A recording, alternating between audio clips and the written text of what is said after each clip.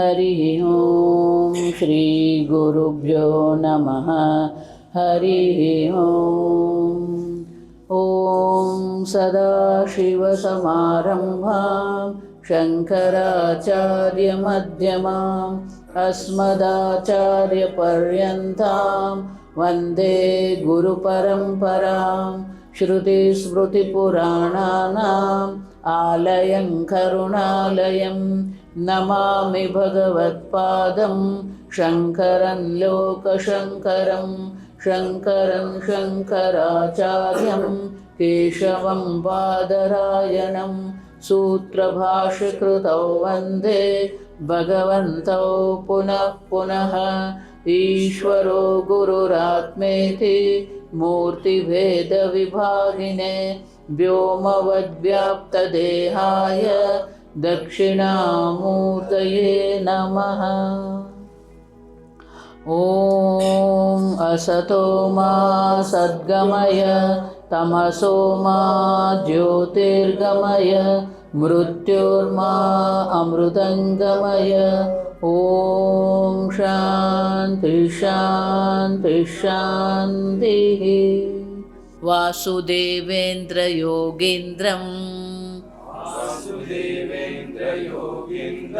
नत्वा ज्ञानप्रदं गुरुं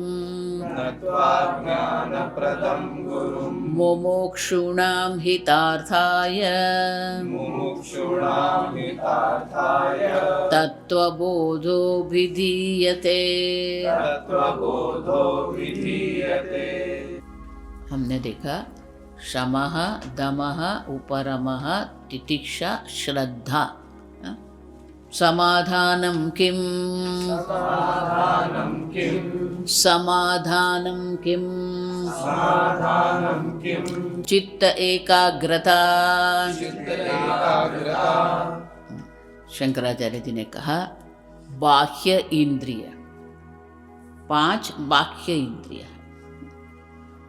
और अंतःकरण। बाह्यकरणम अंतःकरणम। करण माने साधन। बाह्य जगत का अनुभव करने के लिए 5 बाह्य करण है। उसी प्रकार से विचार के लिए जो करण है उसे कहते हैं अंतःकरण। कार्य की दृष्टि से अंतःकरण के 4 विभाग हैं। मन, बुद्धि, चित्त, अहंकार। मन मानी क्या है, आगे आएगा ये सब, सूक्ष्म शरीर में आएगा ये डिटेल में। मन मानी संकल्प विकल्पात्मकम मन। जो संकल्प विकल्प करता है वो मन है। संकल्प मानी हकार विधेयात्मक, विकल्प मानी उनका विरोधी। दिल्ली जाना है संकल्प, नहीं अभी नहीं जाना है विकल्प। अब देखिए बहुत आवश्यक है, अब समझना। देखो ये संकल्प विकल्प के लिए ही विद्यालय में वक्तृत्व स्पर्धा होती है ना, डिबेट होता है। एक कहेंगे टीवी देखना है, दूसरा कहेंगे टीवी नहीं देखना है। अब देखिए फिर दोनों पक्ष क्या करेंगे, अपने अपने तर्क रखेंगे। अब देखिए एक संकल्प है, एक विकल्प है ना? अब समझ, हमारे संकल्प विकल्प जो है बहुत दृढ़ होना चाहिए। क्यों? क्योंकि जितना संकल्प विकल्प आपका दृढ़ रहेगा उतना ही निश्चय आपका योग्य बनेगा। अब समझ, तो निश्चय कौन करेगा? बुद्धि ही, निश्चयात्मिका अंतःकरण वृत्ति ही। ये वृत्ति है हमारा निश्चय। नहीं चलो हिंदी दिल्ली हो आते हैं, निश्चय। और तीसरा है चित्त। हम जितने भी अनुभव कर रहे हैं, जितने विचार कर रहे हैं, वो सब हमारे चित्त में समाहित होते हैं। आप समझे, एकत्रित होते हैं। अंग्रेजी में 2 शब्द है, एक मेमोरी और दूसरा रिकलेक्शन। समझना, चित्त में दोनों है, मेमोरी भी है, स्मृति। और रिकलेक्शन माती उसको स्मरण करके बाहर लाना। कई बार हम जो अध्ययन कराते हैं आपकी स्मृति में है लेकिन रिकलेक्ट नहीं होता है। जब पहला शब्द हम बोलेंगे तुरंत याद आ जाएगा, हाँ हाँ हाँ वही माता जी आपने। दो है, दोनों को चित्त कहते हैं। और यहां समाधानम, सम्यक आधानम समाधान, सम्यक पूर्णतः सम्यक रूप से सुचारू रूप से आधानम, मन को कहीं स्थिर करना, आधान मन स्थित करना। और इसलिए शंकराचार्य जी समाधानम की व्याख्या करते हैं चित्त एकाग्रता, चित्त की एकाग्रता। तो बोले एकाग्रता का क्यों काम है, आप समझो। क्योंकि जब तक आपकी एकाग्रता नहीं होगी ये स्मृति संभव नहीं है। आप समझते, हम बहुत सारी बात सुनते हैं, बहुत सारी बात करते हैं।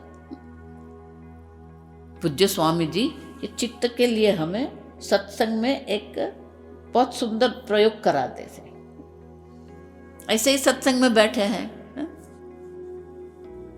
कोई प्रश्न पूछेगा पूरे स्वामी जी उत्तर देंगे, कोई बात करेगा स्वामी जी आज ऐसा हुआ है ऐसा हुआ है, सब बात करते हैं, मुक्त मन से स्वामी जी से बात करते हैं। फिर थोड़ी देर बात होती है 15-20 मिनट, तो स्वामी जी हमें कहते थे देखो बहुत सारे विषय की चर्चा हो गई, चलो अभी याद करते हैं कौन से विषय की हमने चर्चा की। अब देखिए, तो स्वामी जी हमें कहते थे उल्टा जाना है। अगर आपको याद करना है तो क्या करना पड़ेगा, उल्टा जाना है। अभी क्या बात हुई, सांभार की बात हुई, उसके पहले किसकी बात हुई, उसके पहले किसकी बात हुई, आप देखिए। स्मृति उसको हमें अपने संकल्प से विकसित करना पड़ता है। चित्त एकाग्रता आप देखिए बहुत आवश्यक है। अर्जुन भगवान को यही प्रश्न पूछता है, भगवान ने कह दिया सर्वत्र समदर्शन, ज्ञानी ये है जो सर्वत्र समदर्शन करता है। देखो ये सम शब्द का अर्थ हम अनुवाद करते हैं सेम अंग्रेजी में, लेकिन भगवान कहते हैं ब्रह्म ही सम है, निर्दोषम ही समम ब्रह्म। आप देखिए ब्रह्म का भगवान ने नाम दे दिया समम। आप देखिए समम मानी ब्रह्म, निर्दोषम ही समम ब्रह्म। आप देखिए सम है, तो बोले सम क्यों कहते हो,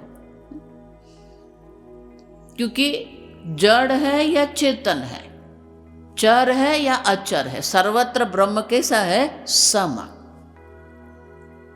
ऐसा नहीं कि ये जड़ है तो ब्रह्म थोड़ा कम है, वृक्ष है तो थोड़ा अधिक है, ऐसा नहीं है। सर्वत्र ब्रह्म एक समान है, सम। तो अर्जुन भगवान को प्रश्न पूछता है कि भगवान आपने जो साम्य न मधुसूदन, ये जो साम्यता की आपने बात की है, तस्याहम, वो हमारे लिए संभव ही नहीं है। क्यों, चंचलम ही मनः कृष्ण, एकाग्रता क्यों नहीं आती है, क्योंकि हमारा मन क्या है, चंचल है। प्रमाथि बलवदृढ़म। भगवान का उत्तर बहुत सुंदर है, अंग्रेजी में उसको वैलिडेशन कहते हैं। वैलिडेशन माने स्वीकार करना, विरोध नहीं। आप समझ, देखो माता पिता भी आजकल जो है ना बालकों का विरोध बहुत करते हैं। पहले स्वीकारो, आप देखिए कुछ भी कर रहे हैं पहले स्वीकार करो। इसलिए भगवान क्या कहते हैं, असंशयम समग्र, असंशय अर्जुन, असंशयम मनः चलम, असंशयम महाबाहो। अर्जुन आपकी बात बिल्कुल ठीक है, उसमें कोई संशय है ही नहीं। मन कैसा है? चंचल है। अब देखिए, उसमें कोई संशय नहीं है। और ये मन की चंचलता भी आवश्यक है, आप समझना ठीक है। ये बहुत सारे लोग गड़बड़ करते हैं, ऐसा मत मानना। ये चंचल मन जो है उपयोगी नहीं है। पूज्य स्वामी जी उनके लिए दृष्टांत देते थे कि अगर आपका मन चंचल नहीं है और आप गाड़ी चला रहे हैं, तो क्या आप गाड़ी चला सकते हो? मन कैसा है? स्थिर है। क्या होगा? मन स्थिर है। वो गाड़ी चलाते हैं, गाड़ी चली रही है 80 की स्पीड से। अब देखिए क्या होगा? अब देखिए, क्यों? मन स्थिर है। अब स्थिर है तो क्या होगा? भैंसा दिख गई, अब मन स्थिर है, फिर क्या होगा? गाड़ी आई, वो गाड़ी दिखेगी। आप समझ रहे? चंचलता ये विशेषता है, दोष नहीं है। आप समझना, हमारे जीवन में व्यवहार के लिए ये आवश्यक है। लेकिन जब ध्यान करते हैं तब यही चंचलता क्या हो जाती है? विघ्न बन जाती है। आप समझ, ज्ञान प्राप्त करना है तो यही चंचलता हमारे लिए विघ्न बन जाती है। चिंतन करना है, और इसीलिए कहते हैं चित्त एकाग्रता। एकम अग्रे अस्य इति एकाग्रह, जिसके सामने एक ही है। गाड़ी चलाते तो सामने बहुत कुछ आएगा, है ना? अनेक है विषय। कैसे है? अनेक विषय है। अब क्या करना है? एकम अग्रे यस्य, मन के सामने एक ही विषय है। मन को एक विषय में स्थिर करना है। अब देखिए, उसको कहते हैं एकाग्रता। तो जब हम ध्यान करते हैं तो मन को क्या करना है? एकाग्र करना है। जो स्वामी जी करा रहे थे ना, ओम, तो दूसरा चिंतन मन में नहीं आना चाहिए। और इसीलिए ये चित्त एकाग्रता आवश्यक है। अब एकाग्रता जो है वो कैसे आएगी? प्रश्न क्या रहेगा? चित्त एकाग्रता कैसे आएगी? चित्त एकाग्रता के लिए 3 साधन है। आप समझना, क्यों 3 साधन है? क्योंकि हमारे पास 3 साधन है। कर्म करने के लिए 3 साधन है। एक काया, वाचा और मन। कायिक कर्म, वाचिक कर्म, मानस कर्म। कायिक कर्म मानी जो कर्म हमने हाथ में लिया है, पत्र लिख रहे हैं, तो हमारा मन क्या होना चाहिए? उसी में एकाग्र होना चाहिए। बालक होते हैं ना, उसको वही कराते हैं। चलो 100 बार ए लिखो, वो 8 बार लिखेगा, मम्मी पानी पी लूं?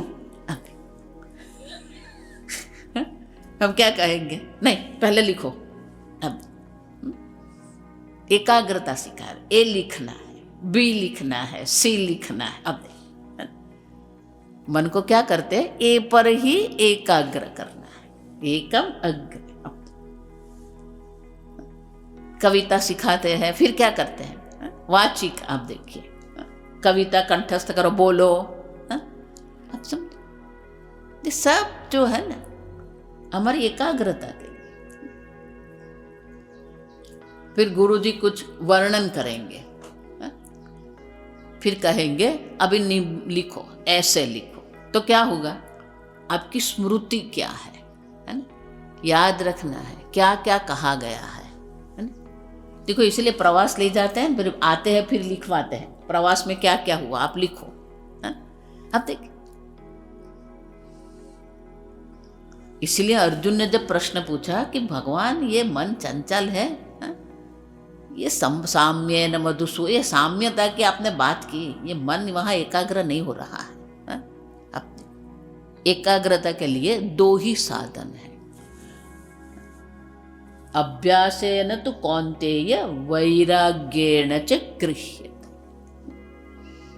अभ्यास और वैराग्य। सामान्यतः भारत की लौकिक भाषा में अभ्यास शब्द का अर्थ करते हैं स्टडी, अध्ययन। आप समझ, अभ्यास को क्या कहते हैं? एजुकेशन कहते हैं, स्टडी। लेकिन संस्कृत भाषा में अभ्यास शब्द का अर्थ होता है पुनः पुनः करना। अभ्यास माने क्या है? पुनः पुनः करना। आप देखिए, जो वस्तु आप पुनः पुनः करेंगे, ये मन का एक स्वभाव है। आगे भी हम देख के गए क्षमा में, मन का एक स्वभाव है, जो भी आप पुनः पुनः करेंगे मन उनके लिए प्रीति प्रकट करता है। आप समझ, जो पुनः पुनः करेंगे। इसीलिए भगवान क्या कहते हैं? आप अभ्यास करो, ईश्वर चिंतन का, तत्व चिंतन का आप अभ्यास करो, पुनः पुनः करो। जैसे जैसे आप पुनः पुनः करते जाएंगे, अपने आप ही मन में उसके प्रति क्या हो जाएगा? एक प्रेम, प्रीति बनेगी। आप समझे? और जैसे जैसे प्रीति बनेगी, उससे अन्य के प्रति मन में वैराग्य आएगा।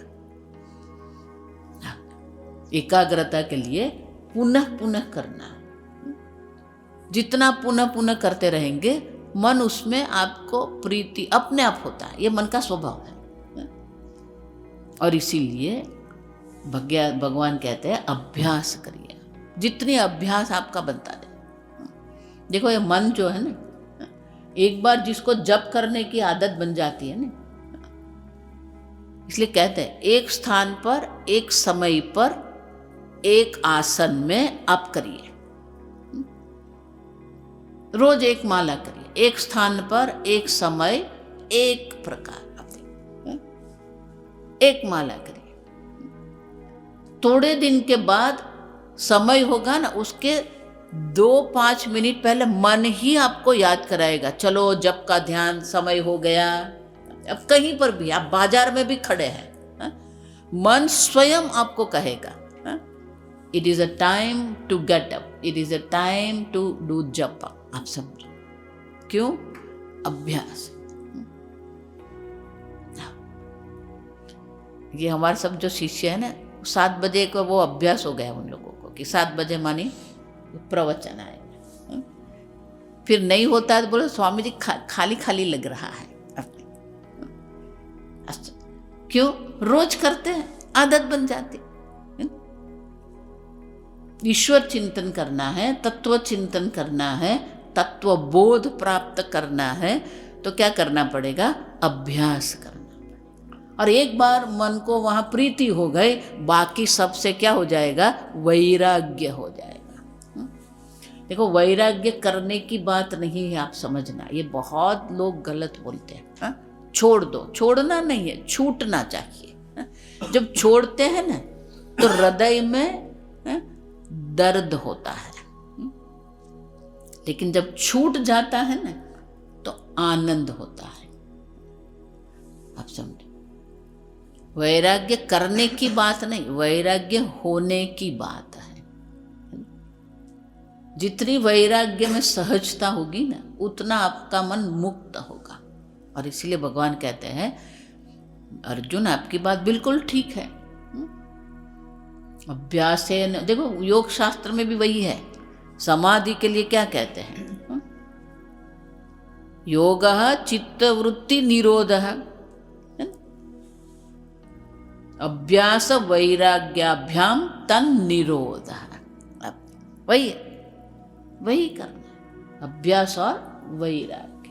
और जितना अपना अभ्यास होता जाएगा, वैराग्य भी दृढ़ हो। जितना वैराग्य दृढ़ होता जाएगा उतना अभ्यास ठीक होगा, जितना अभ्यास आपका ठीक होता जाएगा उतना ही वैराग्य। जिस प्रकार से पक्षी को उड़ने के लिए 2 पंख की आवश्यकता है, उसी प्रकार से ये 2 पंख भगवान हमें दे रहे हैं, अभ्यास और वैराग्य।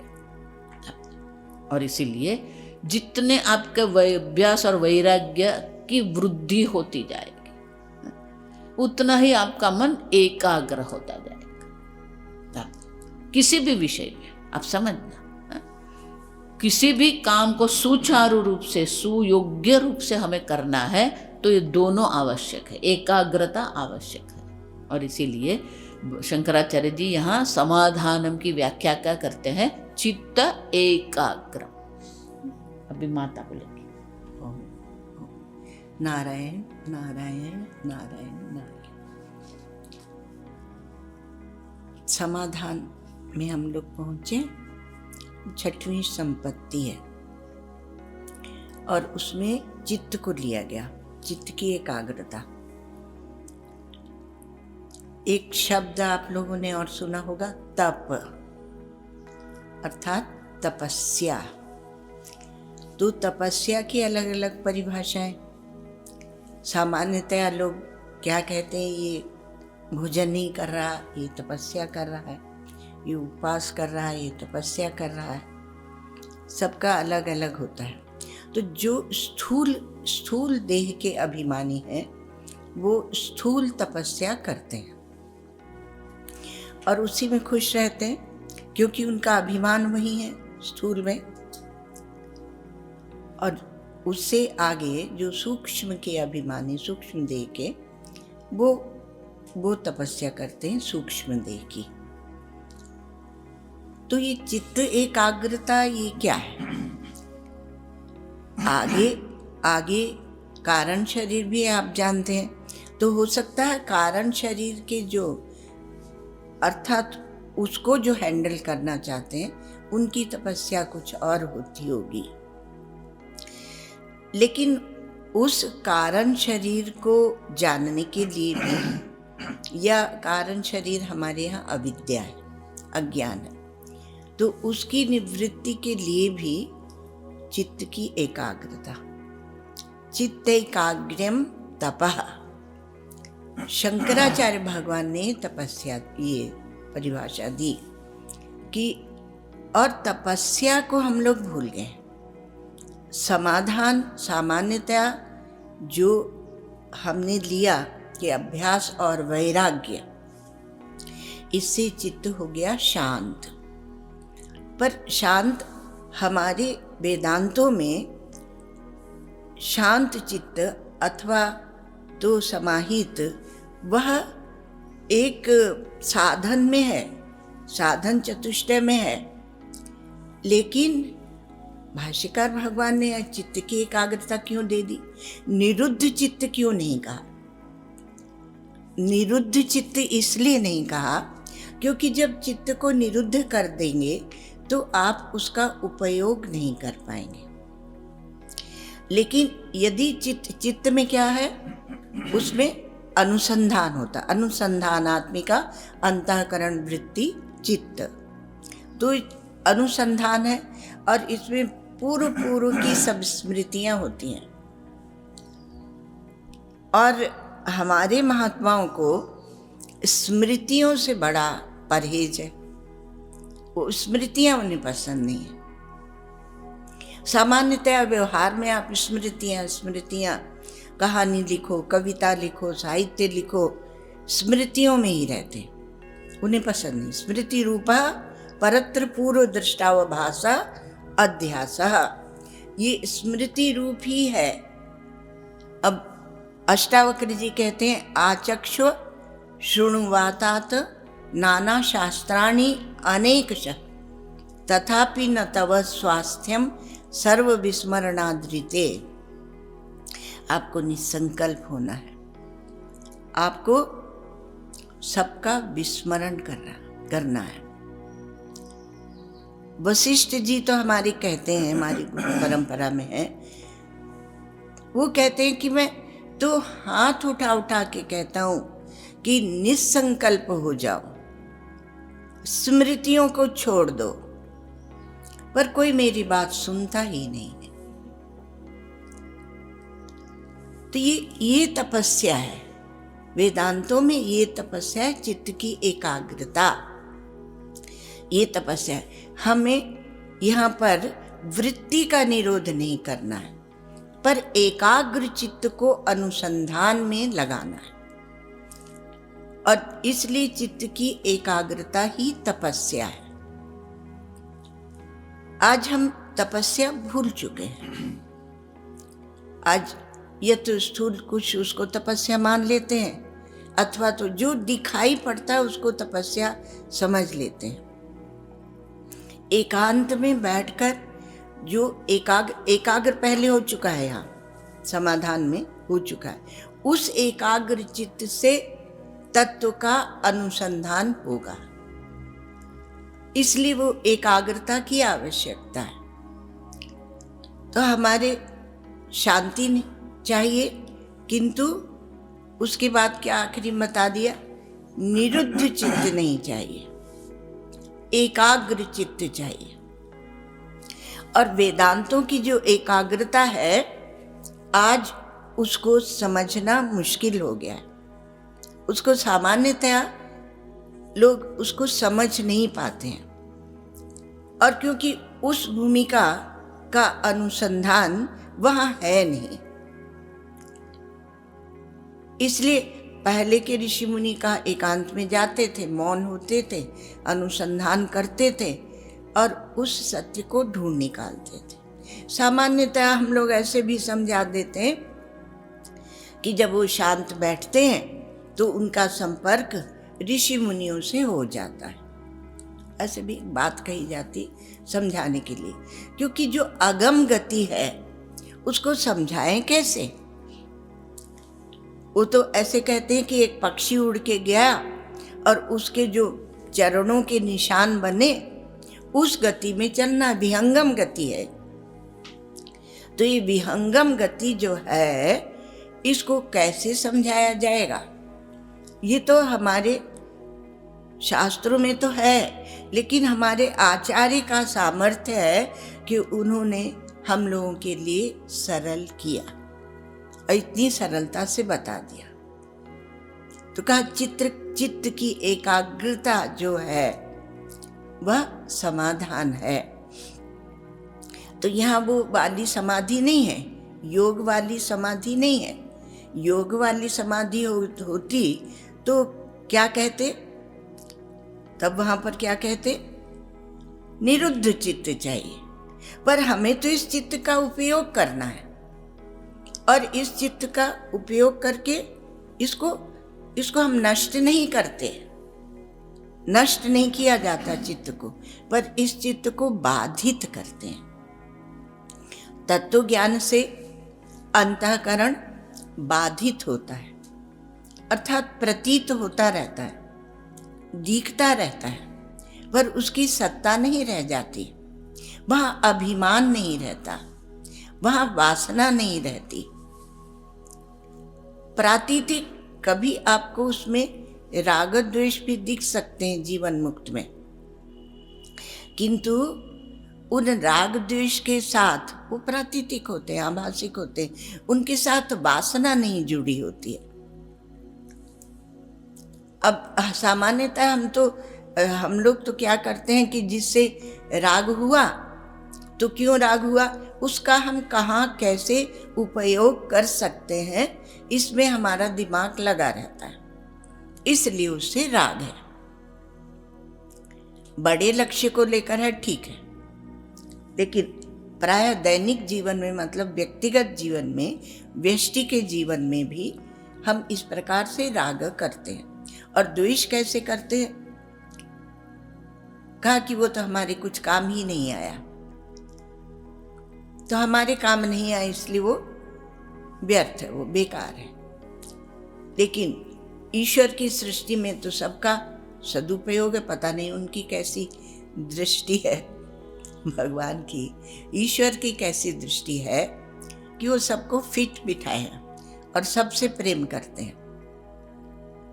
तो चित्त की एकाग्रता, समाधान, समाधान, और ये समाधान जो है ये समाधि ही है, पर वेदांतों की समाधि है। ये पूर्व की है समाधि, अर्थात ज्ञान के पहले की समाधि है। और ज्ञान के पहले की समाधि है तो लगभग समझिए कि आपके जो हमारे योग दर्शन में हम लोग उसको सम्मान देते हैं, योग दर्शन को, क्योंकि वृत्तियों का बड़ा अच्छा उन्होंने चिंतन किया। तो जैसे उनकी सविकल्प निर्विकल्प ये सब समाधियां हैं, ये समाधि पर्यंत समाधान में रख दिया गया। और फिर चित्त की एकाग्रता, तो ऐसा जो समाहित चित्त है, आप देखते हैं कि एक वैज्ञानिक जब अनुसंधान करता है तो उसका चाय का कप पड़ा रहता है, वो उसमें एकाग्र हो रहा है, उसको किसी वस्तु को खोज रहा है, तो उस खोजने में वह इतना लग जाता है कि उसे ध्यान नहीं है कि अब चाय पीना, तो उसका चित्त एकाग्र है। और एकाग्रता से एक शक्ति उत्पन्न होती है, और उस शक्ति से वह उसमें लगा रहता है। इसलिए पूर्व में श्रद्धा आदि सब रख दिया गया और तितिक्षा भी रख दिया गया। और जब आप श्रवण मनन, ये तैयारी है श्रवण मनन की, और जब आप श्रवण मनन निधि ध्यान करेंगे तो वहाँ तपस्या स्वतः होगी, क्योंकि आपका चित्त एकाग्र है। चित्त बहुत कुछ खा जाता है,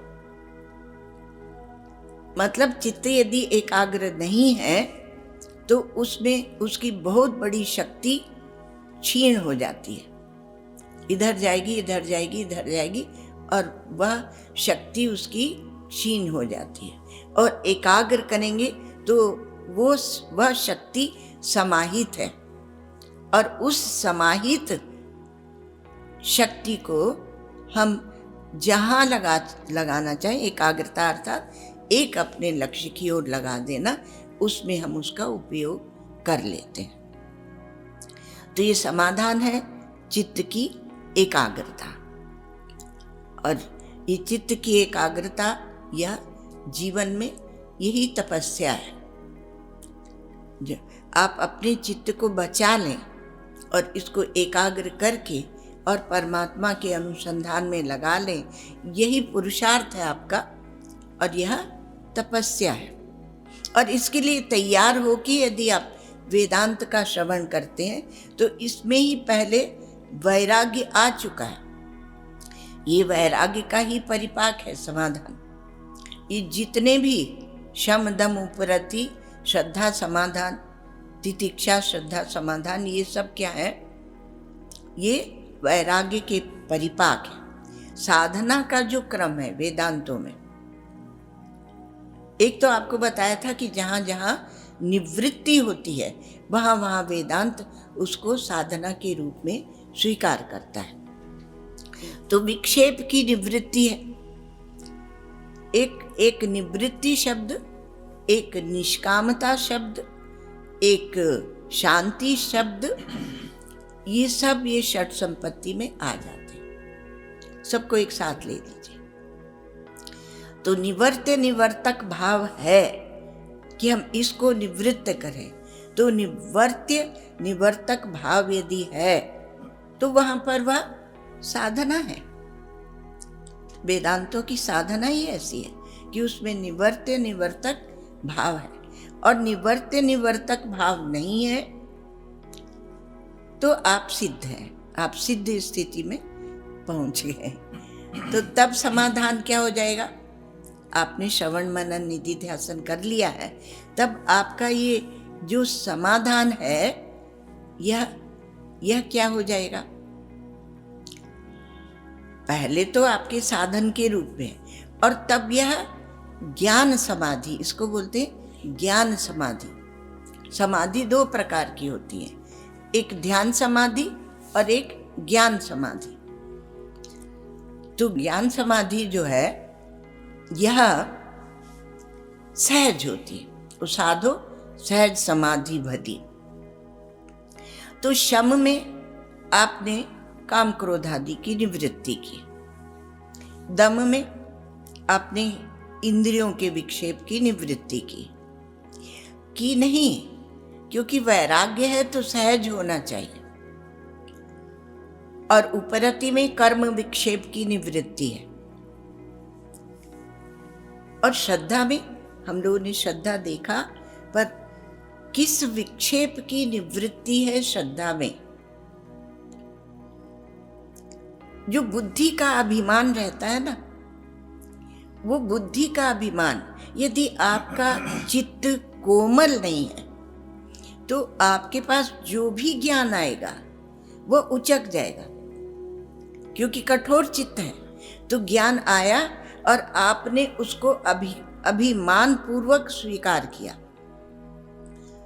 तो अभिमान किसी ज्ञान को रखता नहीं है। शाब्दिक रख सकता है, शाब्दिक व्यवहारिक रख सकता है, क्योंकि वो उसके अभिमान की वृद्धि करेगा। लेकिन उसको, जिसको इम्बाइब कहते हैं ना, तो उसको वह अंतः में नहीं ले सकता है। इसलिए चित्त की कोमलता अनिवार्य है, और वह है श्रद्धा। मतलब जितने बुद्धि की, तो श्रद्धा वह बुद्धि के अभिमान की निवृत्ति है। जो बोलते हैं हम तो किसी को गुरु नहीं बनाते हैं, क्या वो अच्छे होते हैं? नहीं, बोले ये बहुत इंटेलिजेंट है, किसी को गुरु नहीं बनाता। तो ये क्या है कि हमें अपनी बुद्धि का इतना बड़ा अभिमान है कि हम उसके सामने और किसी की बुद्धि को स्वीकार नहीं कर रहे। तो आप कहते हैं कि हम किसी की बुद्धि को क्यों माने? नहीं मानो तो तुम अपनी बुद्धि को मान रहे हो। तो जब हमें अपनी बुद्धि से वैराग्य हो जाता है नारायण, क्योंकि यह ऐसी वस्तु है जो मन बुद्धि के परे है, तो ऐसी वस्तु को जानने जब हम चले हैं, तो जब हमें अपनी ही बुद्धि से वैराग्य हो जाता है, ये कुछ करने वाली नहीं है, ये हमें कहीं पहुंचाने वाली नहीं है, ऐसा जब अंदर आने लगता है, हाथ पांव चलाकर, बुद्धि के हाथ पांव चलाकर आप थक चुके हैं, तब आप ढूंढते हैं, और जैसी आपकी योग्यता होती है उसके अनुसार आपको गुरु मिल जाते हैं। बोलते हैं कि जब किसी को सत्य को जानने की इच्छा होती है, जिज्ञासा होती है, तो पूरा ब्रह्मांड कांप जाता है, और उसमें जो चेतन तत्व है परमात्मा, वो स्वयं गुरु बनकर आ जाते हैं। इसलिए जो गुरु शिष्य का संबंध है, वैसा संबंध और दूसरा होता नहीं है, क्योंकि वो बहुत पवित्र है, क्योंकि स्वयं ईश्वर आते हैं उसके लिए गुरु बन के। वो ध्रुव चले तो नारद जी आ गए। तो ये क्या है कि स्वयं ईश्वर ही उसके लिए कोई भी रूप रखकर आ जाते हैं, क्योंकि जानते हैं ये अंतर्यामी शब्द का हम लोग जो प्रयोग करते हैं ना, पहले से बोलेंगे कि अंतर्यामी जानते हैं। तो अंतर्यामी जो है उनका ऐसा नहीं, उनका ब्रह्मांडों के साथ कनेक्शन है। पिंड में वो ब्रह्मांड में कहते हैं ना, तो उनका कनेक्शन वहां तक है। इसलिए वो परमात्मा ही, वो गुरु बनके, बंदो गुरु पद कंज, कृपा सिंधु नर रूप हरि, स्वयं हरि ही नर का रूप रखकर आए हैं।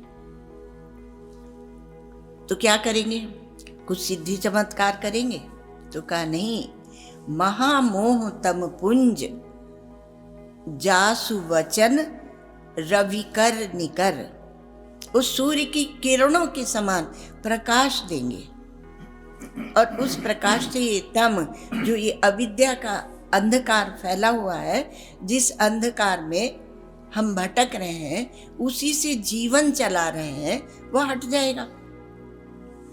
इसलिए इसलिए क्या कहा कि भाई वो परमात्मा ही आते हैं गुरु के रूप में, और जब उनसे हम श्रवण मनन करेंगे तो हमारा चित्त जो एकाग्र हुआ है वह उस तपस्या में लग जाएगा, उसका सदुपयोग हो जाएगा।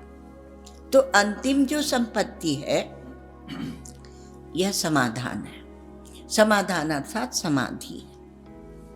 पर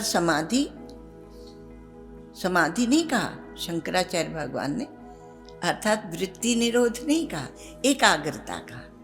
तो एकाग्रता से आप तपस्या को अवश्य समझें, क्योंकि तपस्या की परिभाषा ही दी गई।